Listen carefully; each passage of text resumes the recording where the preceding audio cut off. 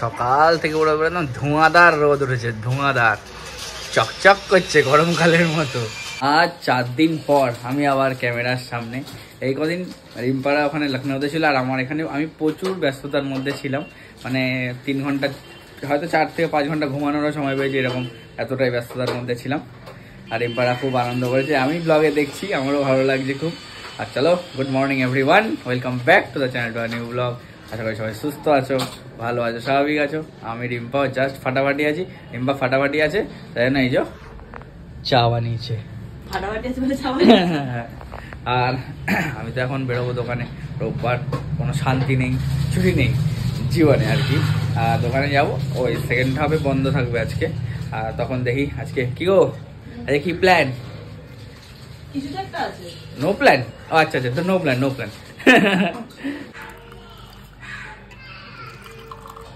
আর কালকে রাত্রিটা আমি একটু তাড়াতাড়ি দোকান থেকে বেরিয়ে গেছিলাম। তখন কটা হবে? 9:30, 9:45 হবে। আমাদের ক্লাবে একটা অকেশন ছিল, ইস্টবেঙ্গল যেহেতু সুপার কাপ জিতেছিল সেই জন্য একটা খাওয়া দাওয়া ছিল। তার মধ্যে আমাদের কয়েকটা বন্ধুর জন্মদিনও ছিল, সেগুলো সেলিব্রেট করা হয়েছে। কালকে বুড়োদার জন্মদিন ছিল, বিজুদার জন্মদিন ছিল। আর হ্যাঁ, পেন্ডিং ছিল না, এটা বুড়োদার বিজুদার কালকেই ছিল। আর পিকলুদা বলে যে দাদাটা কদিন আগে বিয়েতে আমরা গেছিলাম, সেই দাদাটা তো নয়ডা, সরি ব্যাঙ্গালোর থাকে, সে জন্মদিনের সময় ছিল না, আমি জন্মদিনের সময় ছিলাম না, আমরা গড়পঞ্চকোট ঘুরতে গেছিলাম। তাই জন্য ওরা সেগুলো মাথায় রেখে আমাদের জন্য কেক এনেছিল, কালকে আমাদেরকেও কাটিয়েছে। সেই সময় আর ভিডিও করা হয়ে ওঠেনি, তাই বন্ধুদেরকে এখানেই জানাই ধন্যবাদ। অনেকেই আমাদের ব্লগ দেখে, অনেক অনেক অনেক ধন্যবাদ। আর রিম্পাই দিকে চা নিয়ে রেডি। কি টোস্ট জিন্দাবাদ, যতই বিস্কুট থাক না কেন টোস্ট টোস্ট খাবোই। আমি এখন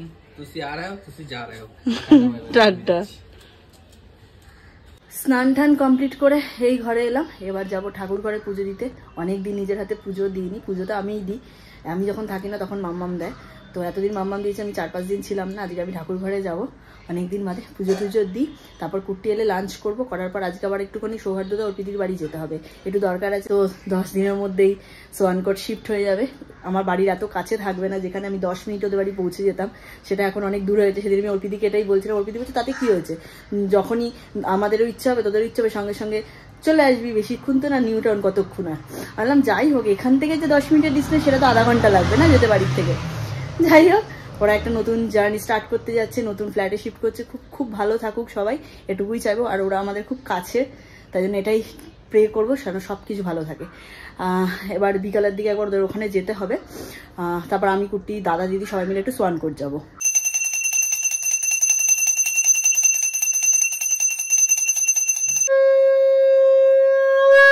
স্নান টান করে পুজো টুজো দিয়ে এই জাস্ট ঘরে এলাম।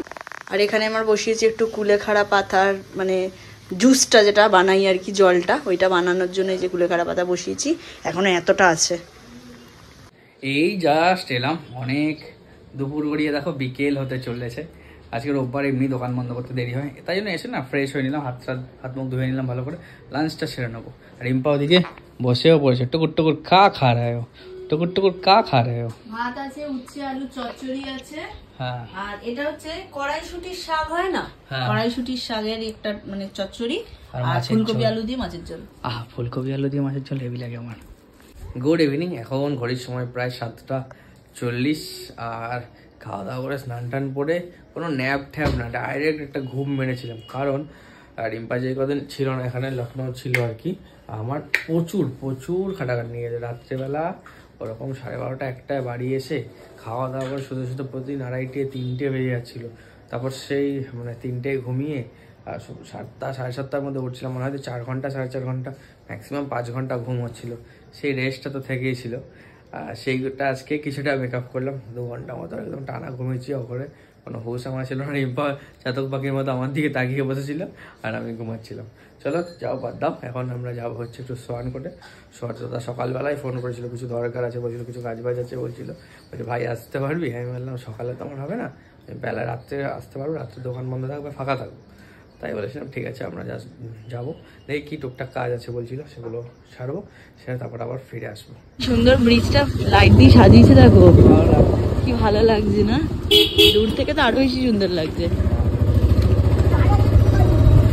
বাইরে যতটা ঠান্ডা ভাবছিলাম তার থেকে বেশি ঠান্ডা আছে। হ্যাঁ, যতটা ভাবছিলাম তার চেয়ে বেশি ঠান্ডা। ভাবছি জ্যাকেট গুলো আমরা পরে বেরিয়ে। হ্যাঁ, বেরিয়ে তো গেছি, রোডে ওঠার পর আর ঠান্ডা লাগছে না, তার আগে ঠান্ডা লাগছিল প্রচুর। লাগছে সিটি সেন্টার 2 ক্রস করলাম এই জাস্ট, এই এসে পৌঁছালাম সোয়ানকোট। দিদি আমাকে দুবার রাস্তায় ফোন করেছে, আমি যে আসছি দাঁড়াও, রাস্তাতে আছি, জ্যামে ফেসে গেছিলাম, রোববারের ট্রাফিক না ওই জন্য সোয়ানকোট ঢুকে গেছি। চলো আমাকে না, আরে কি গো আমরা কি বোকাই দেখো কাছি এখানে এটাও কাটতে হবে, এটা কেটে দিচ্ছি।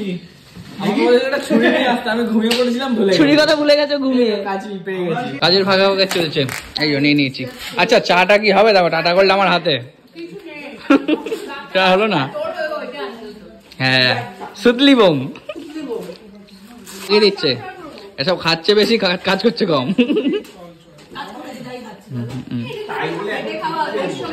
পরিশ্রমের ফল। কাজ প্রচুর কাজ, সারাদিন কাজ করবেন।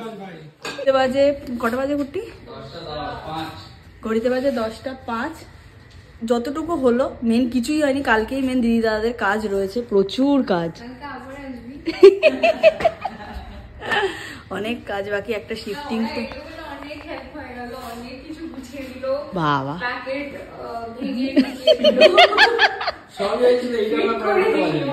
সাইকেলটা হচ্ছে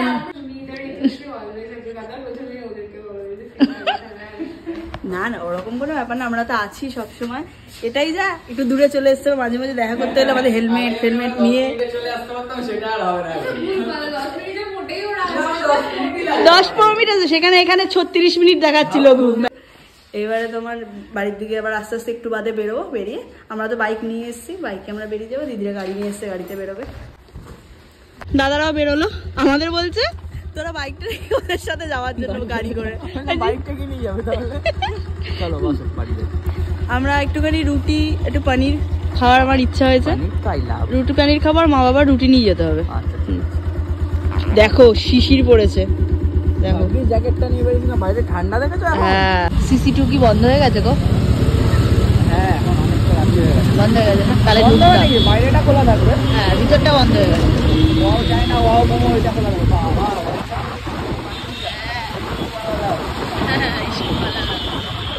বাড়ি ঢুকে যাচ্ছিলাম তো, আমার ভাবলাম বাড়িতে গিয়ে তো সেই রাত্রিরে তরকারি করতে হবে, তাই কুটি করলাম একটু পনিরই নিয়ে যাই, কোনো একটা হোটেল থেকে পনির বাটার মশলা বা বাটার মানে যাই হোক কিছু একটা নিয়ে যাই, তাহলে হয়ে যাবে। তা কুটি করলে যখন পনিরই নেবে তাহলে একটু রুটিও নিয়ে নাও, তার বললাম তাহলে প্লেন তন্দুরি রুটি নিয়ে যাই আর পনির নিয়ে যাই, তাহলে হয়ে যাবে রাতের ডিনার। মা বাবা আমার 4জনেরই হয়ে যাবে। মা বাবা আমি বললাম চলো চণ্ডীগড় সবাই যায়, তাই সল্টলেক থেকে ডাইরেক্ট স্টেডিয়াম রোড।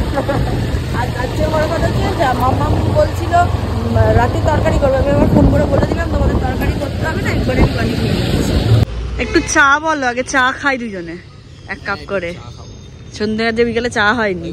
হ্যাঁ এই যে চণ্ডীগড় ধাবা চিড়িয়া মোড়ে, এই যে ঢুকেছে অর্ডার দিতে। দিয়েছো কি গো? দিয়েছো অর্ডার? কি দিয়েছো? ঠিক আছে ঠিক আছে। জানি অনেকটা লেট হয়ে গেছে, 11:15 মতো বাজে, কিন্তু চাটা সেই করে এখানে, সেই না লোক সামলাতে পারলাম।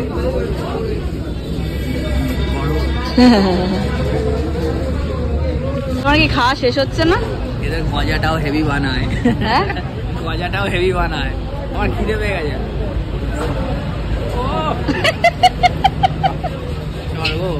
ও চা শেষ, আমার এখনো এতটা আছে। কি গরম চা খাও গো? এদিকে তুলে খেয়ে যেতে পারি। এই যে আমাদের এসে গেছে পার্সেল। ওই নাচিস না, রাস্তার মধ্যে নাচছে। দমদম অল টাইম সেজে গুজে, কিছু একটা প্রোগ্রাম হলেই সেজে গুজে ওঠে, সরস্বতী পুজোর জন্য একদম সব সময় সেজে গুজে থাকি। দমদম দমদম জিন্দাবাদ, দমদম জিন্দাবাদ। সরস্বতী পুজোর জন্য সাজানো হয়েছে এটা। ডিনার তো অনেকক্ষণ আগেই হয়ে গেছিলো, তারপরে এডিট করে, মানে রিপ্লাই করলো, এডিট করে কালকে সকাল 8টায় ভিডিও পোস্ট মানে শিডিউল করে রেখে দিলাম। আর তাও মা এসেছিল, একটু কথাবার্তা বলছিলাম, করতে করতে অনেকটাই দেরি হয়ে গেছে। এই কদিন আমার বলছিলাম না ঘুম হয়নি, দুপুরে একটু ঘুমিয়ে নিয়েছিলাম, তা আজকে না ঘুম পাচ্ছেও। মানে আমার একটা মানে খুব বাজে অভ্যাস ছিল, তোমরা অনেকেই জানো যে আমার রাত্রে ঠিক করে ঘুম হয় না, লেট করে ঘুমাই, কিন্তু আজকে ঘুম পাচ্ছে, শুলেই মনে হচ্ছে ঘুমিয়ে পড়ো। চলো তাহলে আজকের মতো ব্লগটা অবধি রাখছি। যদি কিছু ভালো লেগে থাকে please like comment share and subscribe. আর যারা ফেসবুক পেজ থেকে দেখছো পারলে গিয়ে পেজটা ফলো করে আসো। তো টাটা, গুড নাইট। কাল সকাল আর একটা ধামাকাদার ব্লগের সাথে সঙ্গে তোমাদের সাথে দেখা হচ্ছে।